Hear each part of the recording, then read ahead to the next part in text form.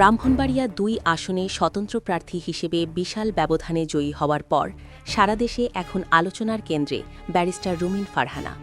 বিএনপির সাবেক এই অগ্নিকন্যা কি আবার নিজের পুরনো ঘরে ফিরছেন, নাকি স্বতন্ত্র এমপি হিসেবেই সংসদে গর্জে উঠবেন তিনি?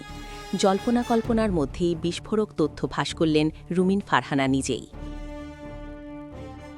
নির্বাচনের আগে দল থেকে বহিষ্কৃত হওয়ার পরও ব্রাহ্মণবাড়িয়া ২ আসনে বিশাল জয় পেয়েছেন রুমিন ফারহানা।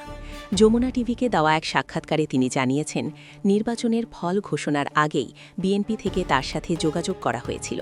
রুমিন বলেন, যখন তারা বুঝেছে আমি নিশ্চিতভাবে জয়ী হতে যাচ্ছি, তখন যোগাযোগ করে বসতে চেয়েছে এবং এমপির চেয়েও বড় কিছু অর্থাৎ মন্ত্রিত্ব দেওয়ার লোভও দেখানো হয়েছে।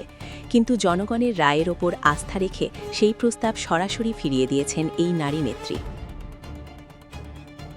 বিএনপিতে ফেরার প্রশ্নে রুমিন ফারহানার কণ্ঠে ঝরেছে তীব্র অভিমান আর ক্ষোভ।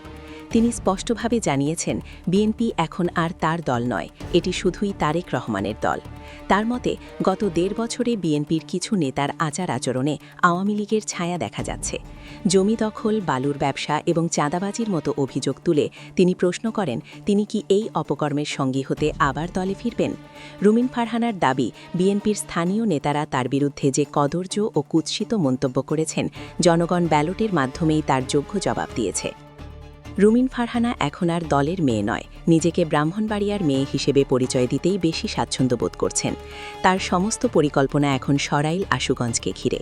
তবে বিএনপির সাথে তার এই প্রকাশ্য বিরোধ বাংলাদেশের রাজনীতিতে নতুন কোনো মেরুকরণ তৈরি করে কিনা, সেটাই এখন দেখার বিষয়। আপনাদের কি মনে হয়, রুমিন ফারহানার কি বিএনপিতে ফিরে যাওয়া উচিত? কমেন্ট করে জানান।